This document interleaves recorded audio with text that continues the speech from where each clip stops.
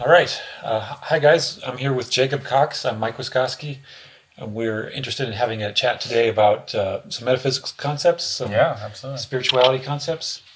We thought a good topic for this discussion would be living a life of abundance. hmm What does that look like? What does that involve? Um, what are your thoughts on the nature of abundance? Well, the first thing that really comes to mind is that, living the life where all the things that we kind of need and we want are there for us, however they show up. Not necessarily it's all about money, but money certainly is a good energy that it's not negative nor positive. It's just, it is, and we get to use our idea of it however we want to.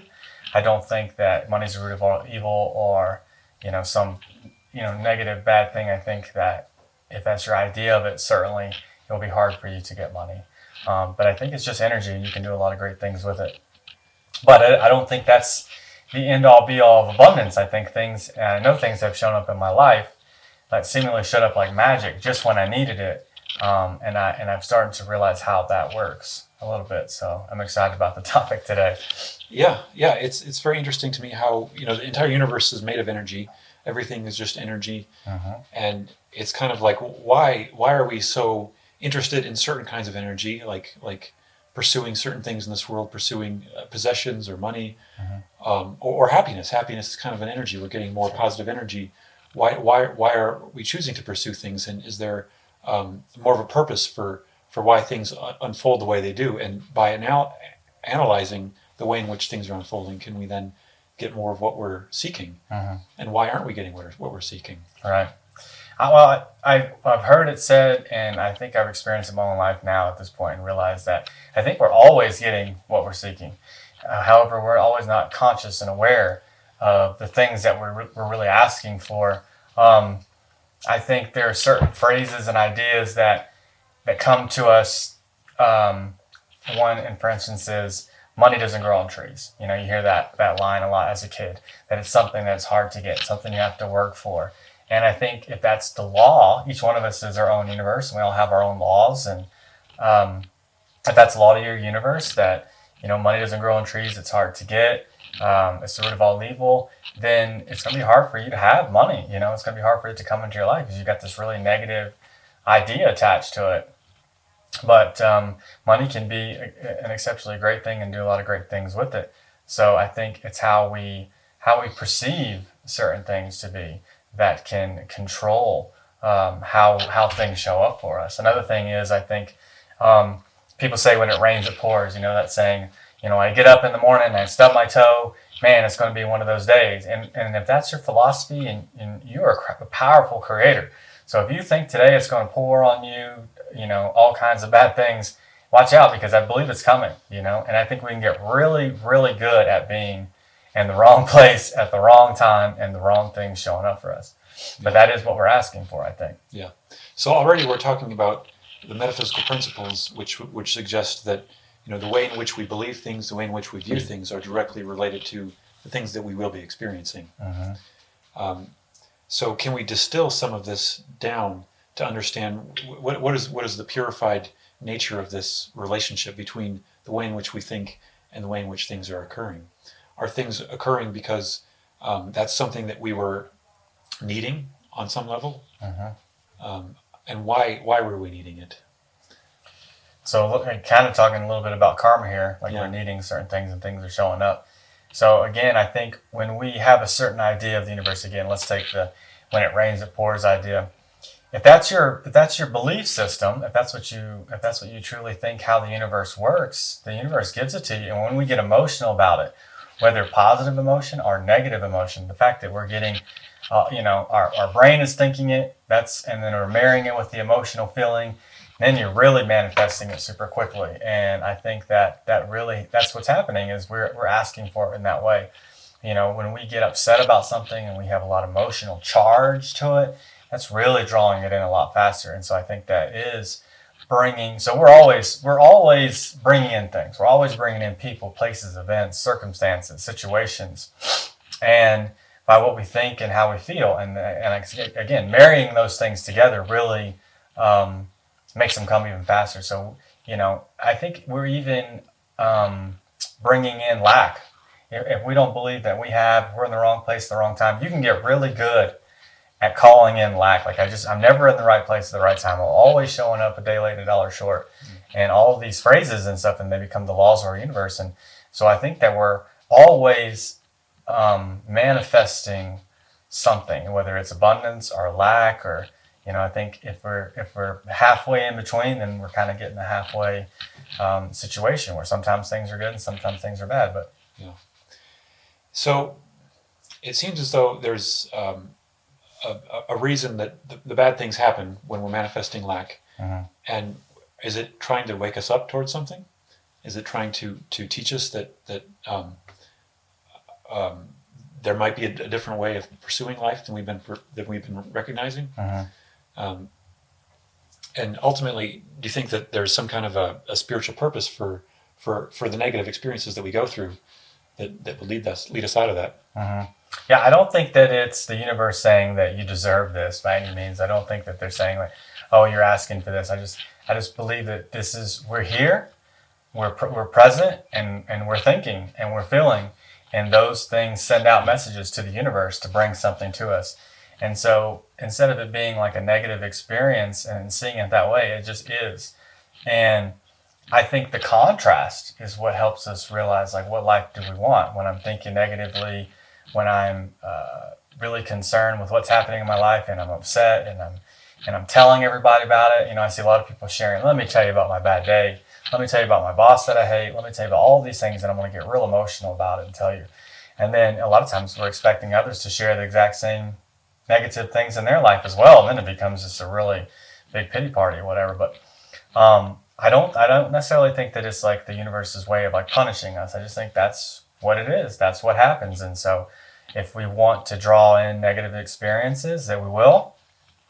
And we get that opportunity to realize like, hey, I created this. I am responsible for my life. I'm responsible for the lack of love, the lack of connection, the lack of anything, and that's on me. It's not on anybody else. And I think that's one of the big ways to really turn in your abundance on is take responsibility for your own life and what's showing up, and that I'm the creator of that. Absolutely. So it would seem that a lot of what the problem has been is people not taking responsibility and blaming outside forces, outside situations, and saying this is why I'm in this situation, ultimately never recognizing their choice of how they got in that situation.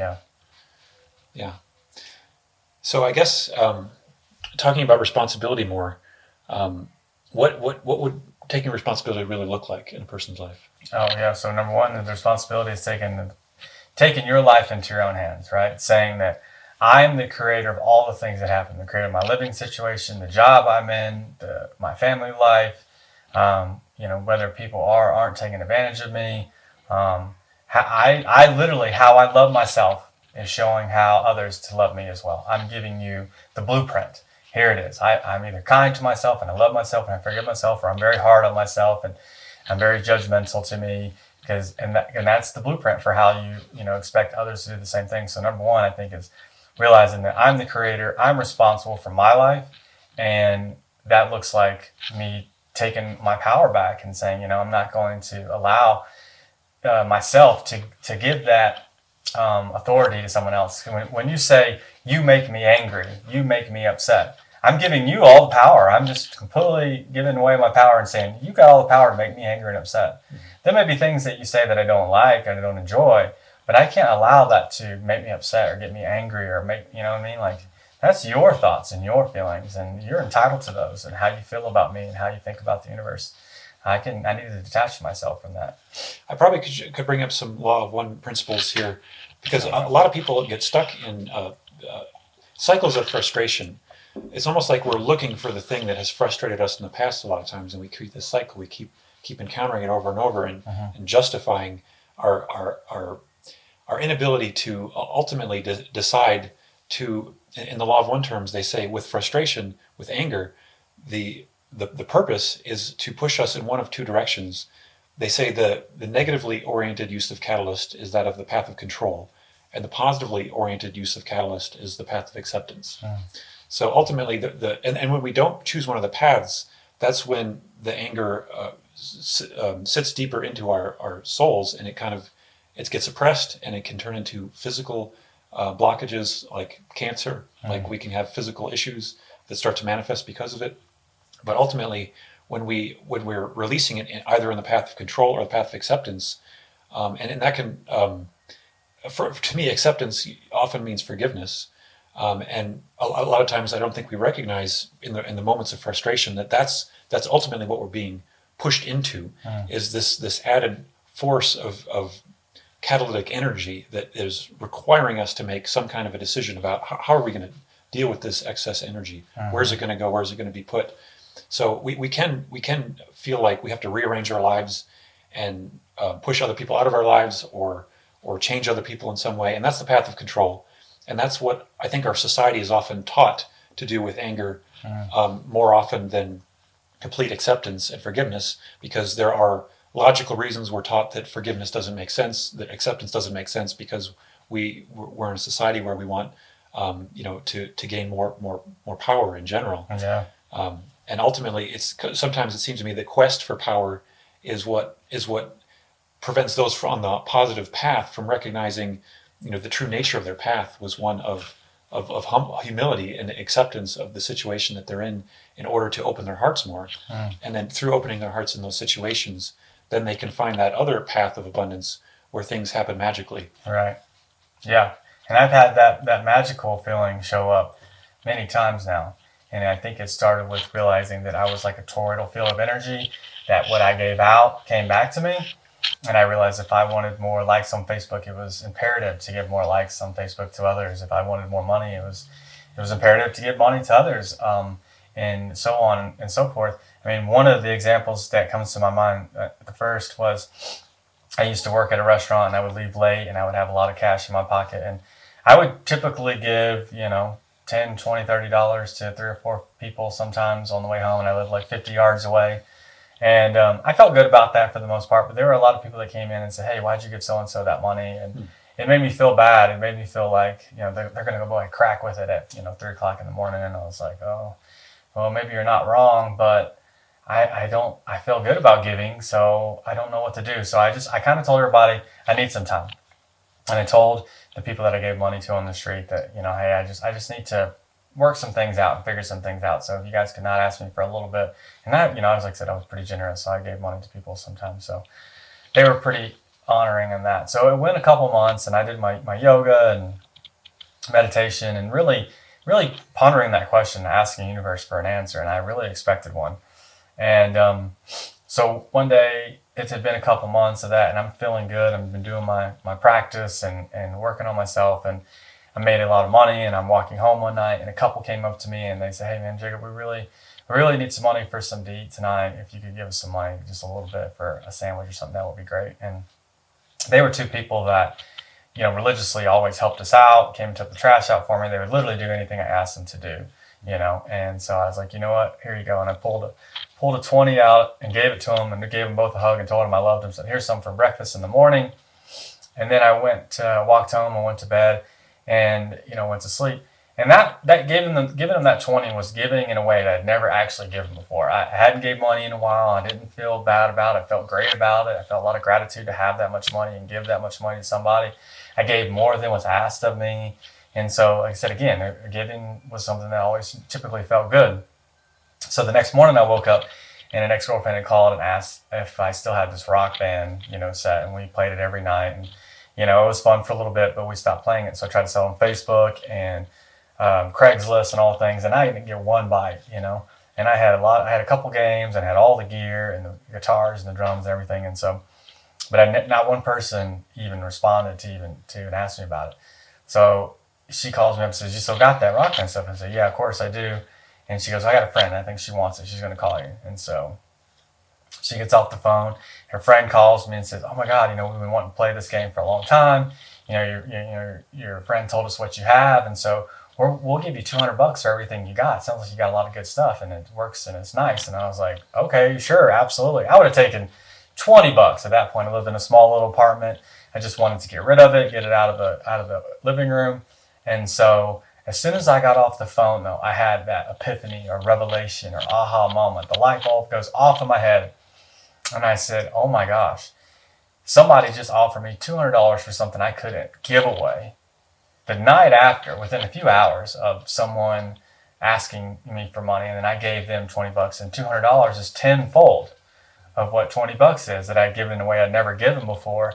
And then I immediately was downloaded with the idea that that's how Jesus fed 5,000 people with 2 fish and 3 loaves of bread, that he gave what he had graciously with gratitude, and he gave everybody else something first, and that somehow magic is real, and this thing multiplied, and by the end there was more stuff, there was more fish and more bread than when they started. And I was just like, I was overwhelmed. I was like, that's how you do it. That's real magic. This is not, it's not a story, it's real, and it's something that we can all still do today.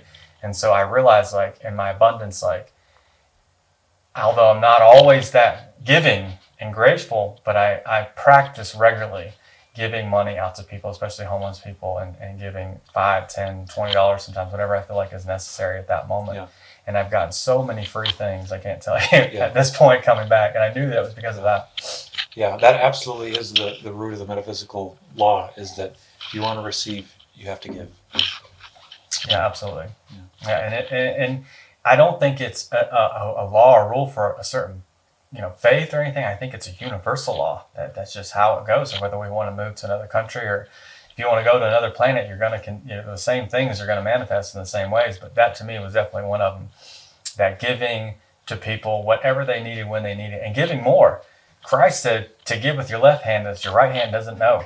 That means like pulling your hand in your pocket and not knowing how much money coming out and just hand it to somebody. Like it's hard to give like that, and I've tried to give like that before, and but I have experienced miracles and magic of things happening, and I do know that that's because of that, for sure.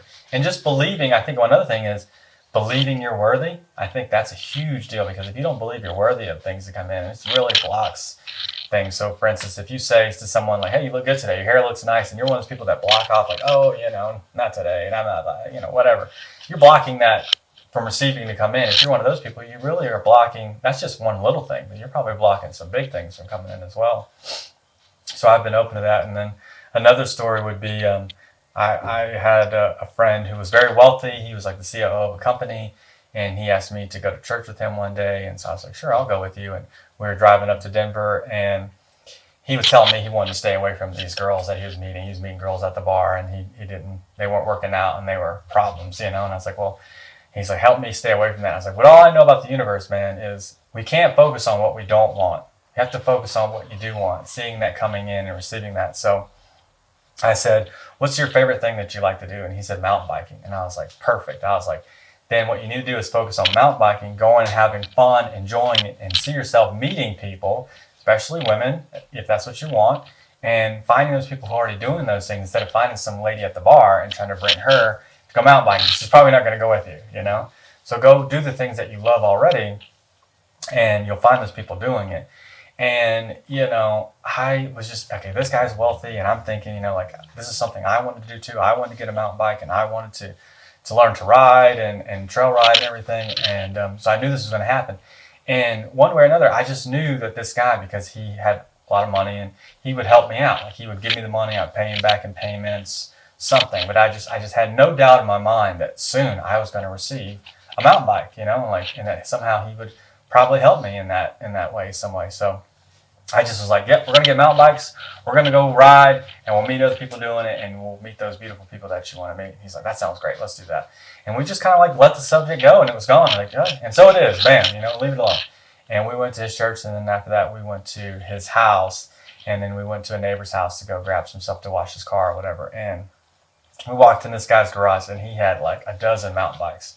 And we just like, oh my gosh, we were just talking about this. And I was like, tell me about all your mountain bikes. And he nails all these mountain bikes. He says all the ones he's got and everything. He fails to talk about one, which is green and black. It matches my Jeep at the time. And I'm just like, wow, what about that one over there? That one looks really cool. And he goes, oh, that's a bike I don't even ride anymore. And I was like, oh, you don't? And he goes, no, actually, if you want it, you could have it. And I was like, seriously? And he said, yes. He goes, absolutely. So within a couple hours of just knowing I was going to get this thing, believing that it was coming somehow, and I relinquished of how, it just showed up the same day within a couple hours. And I was just like, man, this is how magic works. That's how life of abundance is. You don't have to have money to get a mountain bike. Someone can literally give you one. And I know for some people it's hard if you've never been given a cool thing like that. But you have to be worthy too a little bit. You have to know that I deserve a life of abundance, and I think that's a huge part of the recipe is knowing that I deserve it. And there clearly seems to be an element of faith and an element of intuition and trust, that you're not trying to control the situation to figure out how that's going to come into play. Yeah, how it comes you cannot be attached to the how, like it's going to cost money or you're going to get it this way. You have to be completely relinquish attachment to how it comes in. And in fact, I think one of the good things to practice is I'm open to any way it comes in. However it wants to come into my life, I'm open to that, and say that out loud to the universe and believe it and feel it.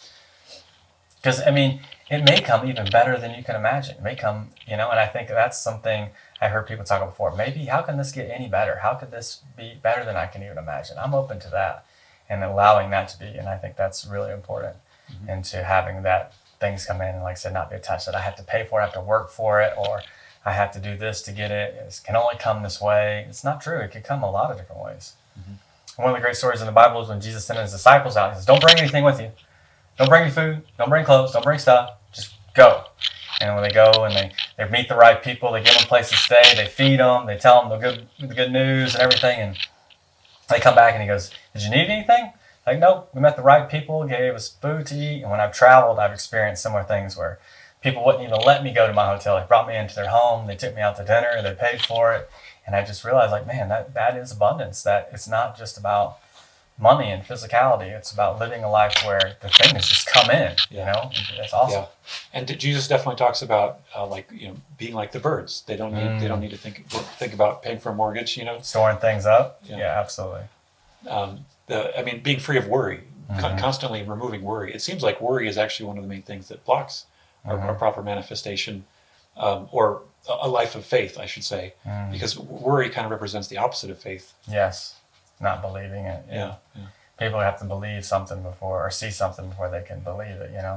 But to me, I'm soon to be a father here in a couple months, and a lot of people ask me, "Are you worried? You're going to have to work, and your partner will stay at home." And I really I don't feel worried about that aspect at all. I just feel like we're part of this tribe. We're really connected to all these different people who have all these great abilities, and I really just see them showing up whenever we need something. Someone need to take care of the kid, or we need this, or we need that, and I just feel like it's going to show up whenever it needs to. And so I really do feel abundant in that way, that she's just going to be taken care of, and that the people in our tribe are just going to help us. It takes a village. We can't all do it by ourselves. And I think when you're in that mode of I'm responsible for everything, and like I'm by myself and no one helps me, like, yeah, that's really tough to not be attached to, I'm not going to have enough. But when you realize, like, man, I'm part of a good group of people who want to help me and want to be in my life and want to show up, and then it makes it so much easier to realize, like, oh, I don't have to worry, because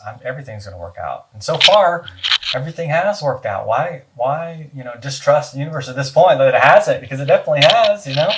So that's a big thing too. So yeah, definitely having a community helps a lot with spiritual community. Do you feel that for people who feel very stuck, is there anything else that would help them, encourage them in their faith, in their trusting of the universe? Man, I think the thing that really changes it all is the experience. That one, maybe two, but usually it's that one big experience of something metaphysical happening that for you, there's no possible way this is a coincidence. And I think that's supposed to happen to everyone. I really do. Synchronicities, being in the right place at the right moment, that really is like the magic that shows up. And I think once you have that, then you can't go back to being, living a life where you don't have it. I mean, you may not be 100% on the path yet, but you have that experience to push you over and says, there's something to this universe. Things that I'm doing matter because this is coming back to me. Yeah. It's definitely. I was a very analytical thinker for a lot of my life, and it was when I finally opened to the idea of intuition being something kind of beyond me, that it wasn't just coming from a part of my mind that was, very logically basing everything off of my past memories, but it might actually be something that was coming in through me that I wasn't able to fully appreciate, that this was a source of information that is like infinite in its wisdom. I wasn't able to get to that point. But when I did get to that point, then it's like all the experiences start to unfold. It's like Right. things start to become more obvious, and you get those clues more and more that you're being guided and directed, and this is really truly what you came for, is to be guided into your mission, not through your conscious decision making as much, but through your faith. Yeah, and I think that's more what it is, not believing in a certain book or a certain person, but just having faith in your own journey, that you're here for a reason, you're here for a purpose, and that intuition that talks to you, man, that's yours and yours alone, and you need to listen to it, and it's important. In fact, I even have a story with that in talking to my parents and really waking up and trying to share things that I thought were obvious things in the Bible to my experience, but they saw them as metaphysical and not godly or not Christian, which was really difficult. And so, I'm a little bit frustrated, but I'm still trying, and I'm still feeling good. I'm trying to tell them all kinds of cool things that I thought were important in my journey of waking up. And I just wanted them to have some of these things too, and see that I'm not so far into the other field that I'm not resonating with Christianity more with these words. They're actually more prevalent now than ever. They mean more to me now than ever. And one of the things I said, even the Bible says, there's a line that says you can look to the left or look to the right, but you hear that voice in the back of your head telling you where to go, and that's the one you should follow. And that was the last thing I said. And my mom and dad like, okay, we're going to church now. Be quiet, and then we'll all go sit down and go to church. Like, all right, fine. No, it's fine, So we go in and we sit down, and there's a Bible just in the pew right next to my mom, and she picks it up and she opens it up to a certain page, and on that page she opens up, there's a Bible verse that has the exact same words that I just said, the last thing that I just said, that look to the left, look to the right, and she turned around, she goes, look at this. I go, I told you, see? There's a guiding, and so I just feel like you don't have to have like this, feeling of pushing it on people or trying to convince people, which I felt like I did it. I did this all first just for my own information. Then I felt like I had a responsibility to go back and tell other people. But then it was hard. I was like, man, I'm trying to tell people and they make fun of you, or they think you're crazy, or, and then you're just like, all right, well then I'll tell people who are ready. And then that's when it became like a thing where the synchronicities happen more, when people were hungry, when they wanted to know, and you can't just go put it on anybody. So one other point I thought would be good to talk about is, sometimes our minds are so busy, so full of worries or drama. It's hard to hear the voice that's guiding you. And for me, meditation and prayer has helped a lot. To me, prayer is kind of like an invitation to meditation, to listening to God. Meditation is the process of just trying to allow yourself to listen instead of allowing your mind to run like crazy. All right. Do you meditate? Yes, absolutely. And take time regularly by myself just to get calm, get relaxed. And especially with the job I do, I feel like almost every session I go to, I park my car outside and I sit there for a couple minutes just trying to find my stillness, find my divine spark inside of myself, and go in that room with that energy today. And no matter what happens, I'll be led by that intuition. So I think it's really important to have that attention all day long.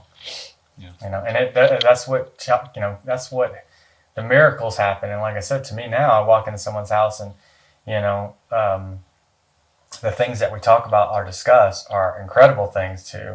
Even when I first moved to Colorado and doing some of those things and going to people's homes, it just shows me how much I've grown, that my own inner beingness has grown so much. The people that are coming in are showing me a reflection to myself that is obvious to me that, hey man, you've done a lot of work and you're having cool conversations with people, or being at a party and just going and sit down and playing with the kids, and then randomly here comes somebody, come sit next to me and have the deepest conversation for like an hour. Yeah. And I'd be like, I never thought I would have had this conversation at a party, but here it is. And that's just, I think that's me, showing me that I'm attracting these incredible experiences. Yeah, that's the greatest when it's just the universe throwing you randomness. Yeah, it's not random. It feels like it, but it's amazing, right? Yeah.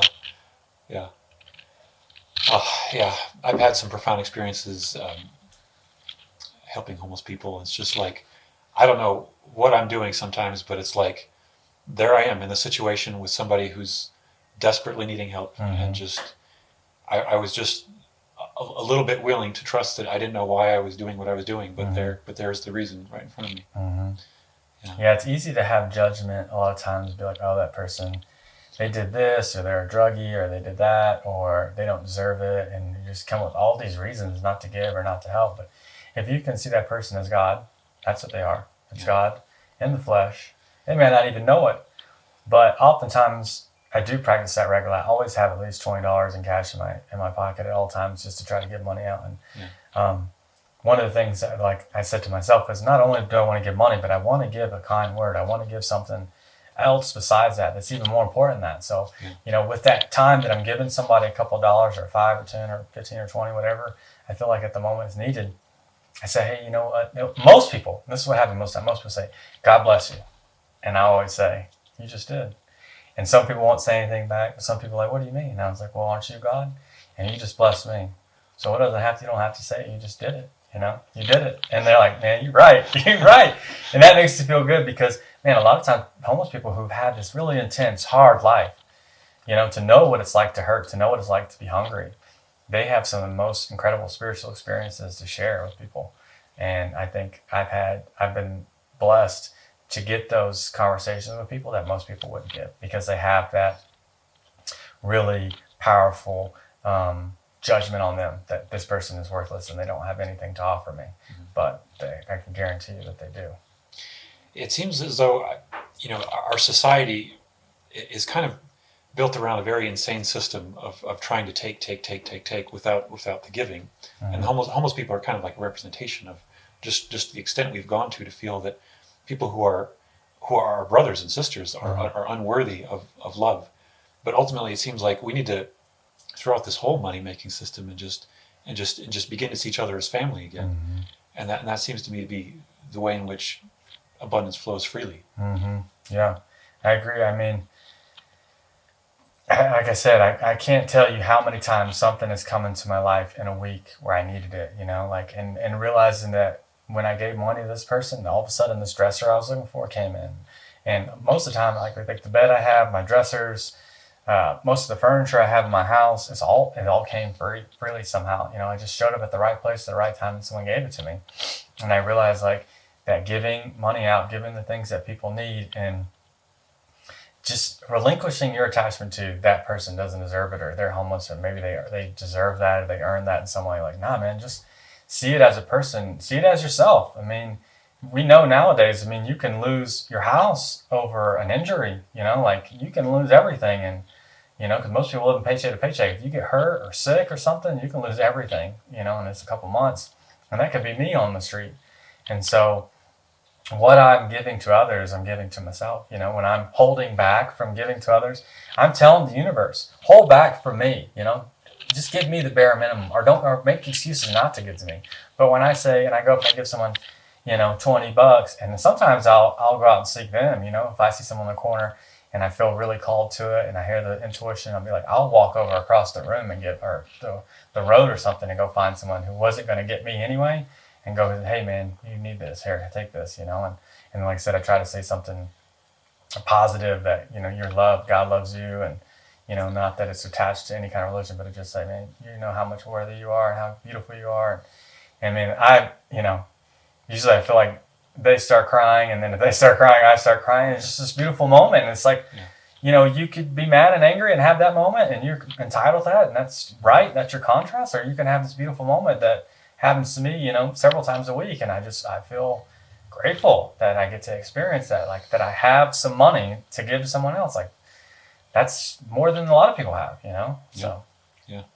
And absolutely, it seems like, there's just a bunch of angels that are helping everybody all the time. And they're a part of our guidance system, I think, and just making sure that all the different pieces fall in place so that the maximal spiritual teachings can occur through these exchanges. Yeah. No, yeah, I definitely felt that.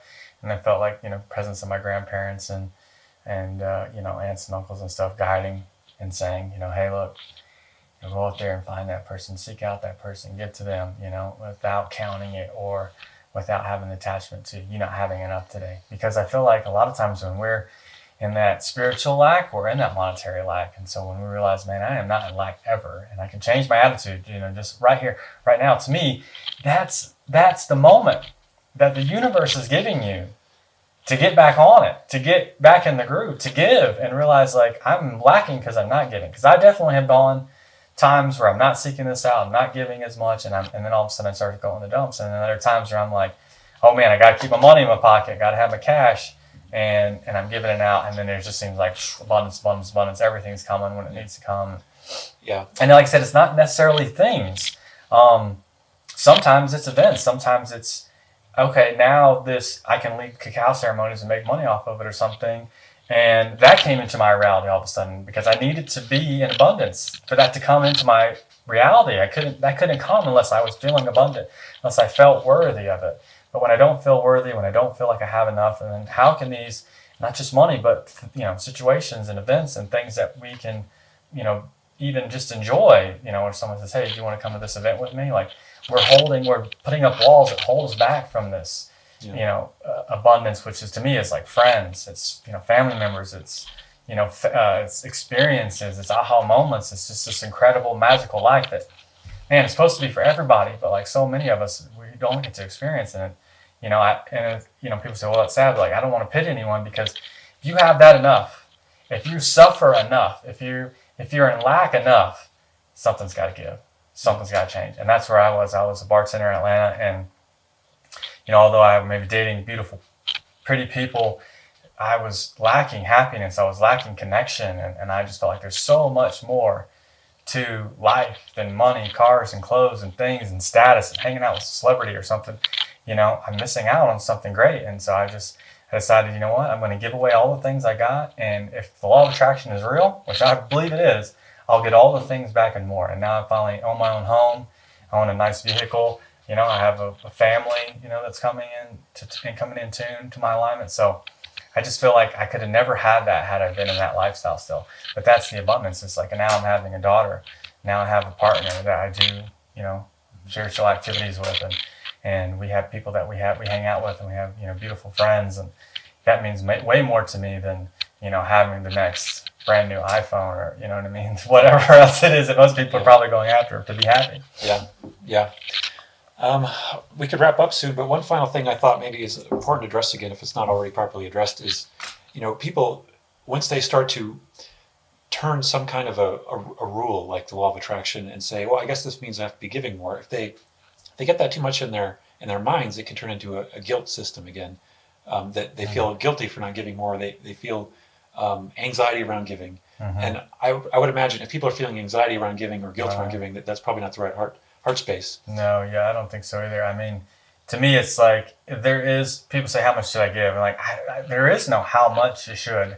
To me, honestly, it's what you feel like you should give today. And like I said, to me, ultimately, the best thing is to give with your left hand, so your right hand doesn't know, just to reach your money into your pockets. I mean, like I said, to the extent that you give, is it was what's given back to you, And I mean, that's not the reason to give. You don't give to, I'm going to get a bunch back for this, But just to, like I said, hold that gratitude in the space of, man, this feels good to give. It feels good to make someone's day or to give someone a meal, Or if you don't feel good about giving money, give them a meal if they're hungry. Don't pay for them something at Subway. I've done that before too.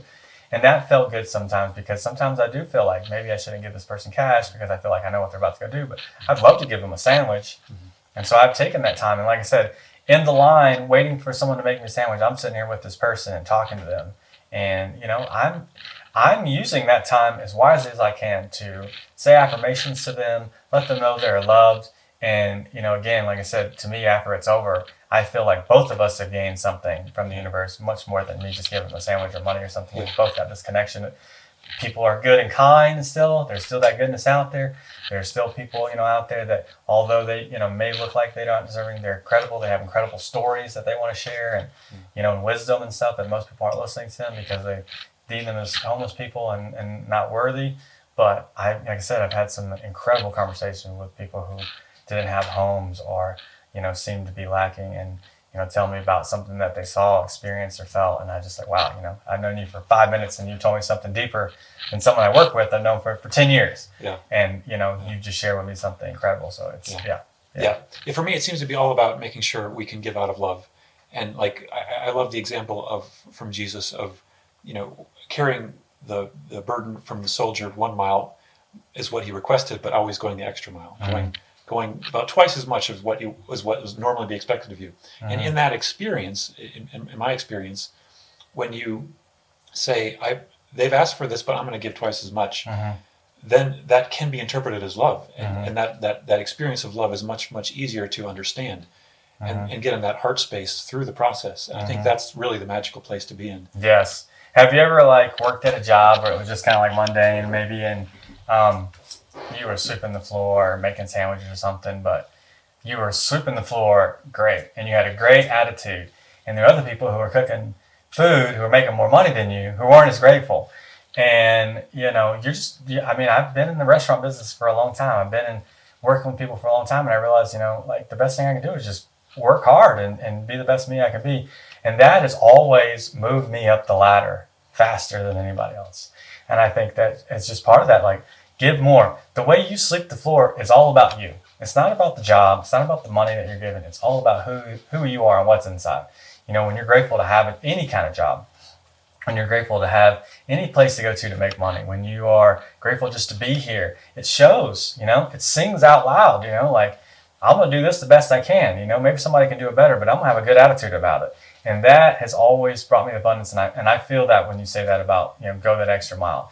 That's why I feel like that turns your life. And that's another great recipe to turn your life into abundance, is just be grateful to be here, sweep the floor the best you can, wipe up the counter the best you can. I always really pride myself in, when I worked in restaurants and stuff, and someone said, will you go clean the counters off? And I would clean them, and then I knew that you didn't have to go behind me. There are some people that you figured you're going to have to go behind that person and clean, but I knew when I did it, you weren't going to go behind me. And I think everybody else in that building knew when I did it that I was going to do it my best. And I've always, like I said, I've always been, moved up from, like a busboy to this to that to the manager of the building with the key. And, like I said, I think it was just because, and I've gotten jobs that way too, just showing up and like, sometimes just showing up at the Mellow Mushroom. Hey man, can I help you clean up? And they're like, okay, sure, yeah, you ain't getting paid. It's like, I don't need to get paid, but you're gonna give me a job eventually. You don't have to say that, but you know it. I just kind of knew it. I was like, if I just go in there and help, somebody's gonna hire me eventually. Yeah. And I've gotten many jobs like that without a resume, without having a reference. They're just like, they see it. And if this guy goes the extra mile, yeah, I want to give this guy a job. So yeah.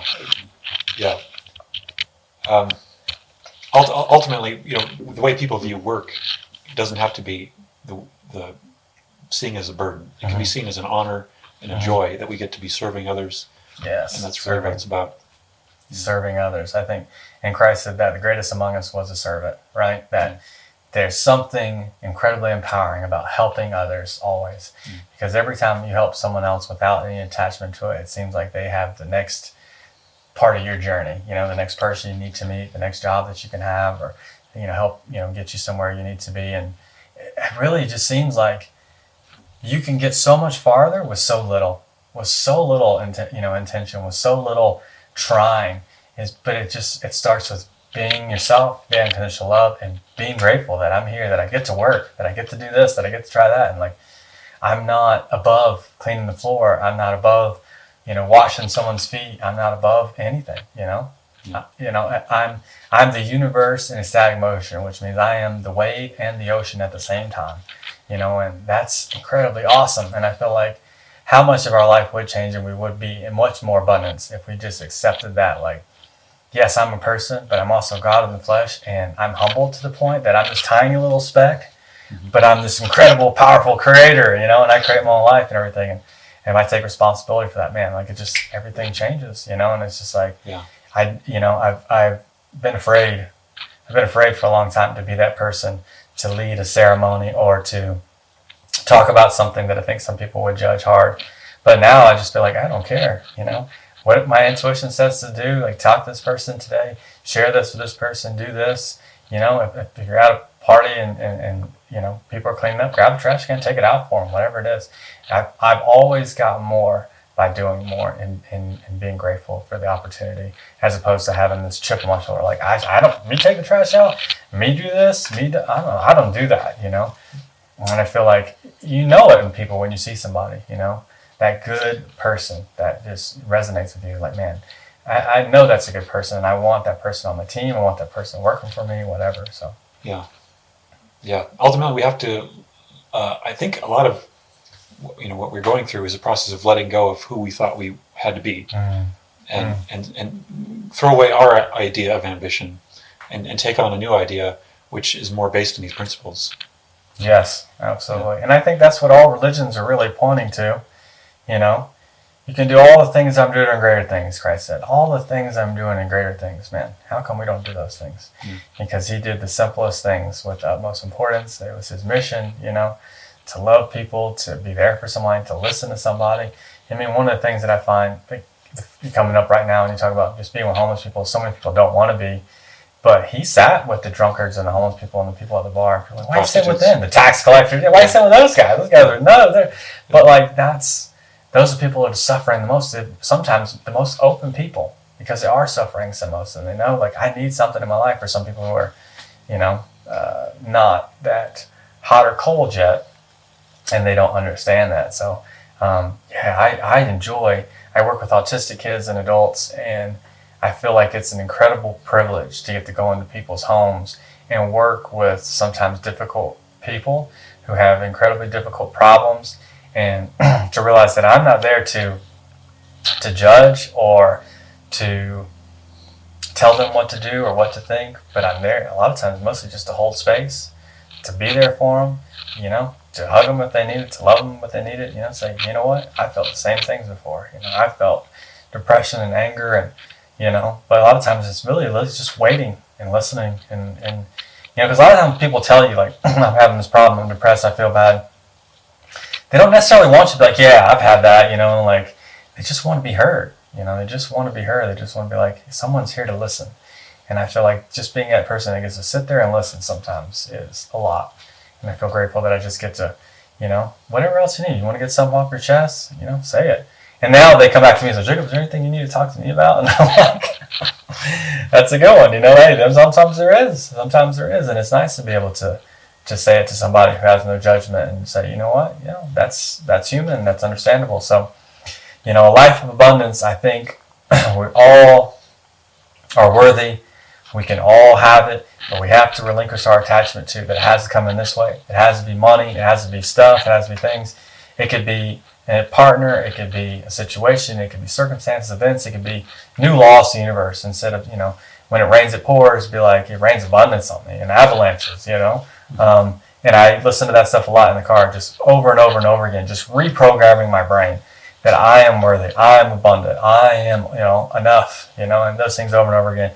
Because I've said to myself, man, you're a crappy person, you're worthless, and nobody likes you. And I've been that person, I've said that to myself a billion times, and I brainwashed myself to believe that. So now I feel like it's time to wash it out with some new stuff, some new programs, some new orders, some new affirmations. And sometimes it takes a little bit of time, but I think when it comes down to it, if you're open to a new experience and having that really spiritual, almost out of body like experience happen sometimes, and I think that's what really changes your life.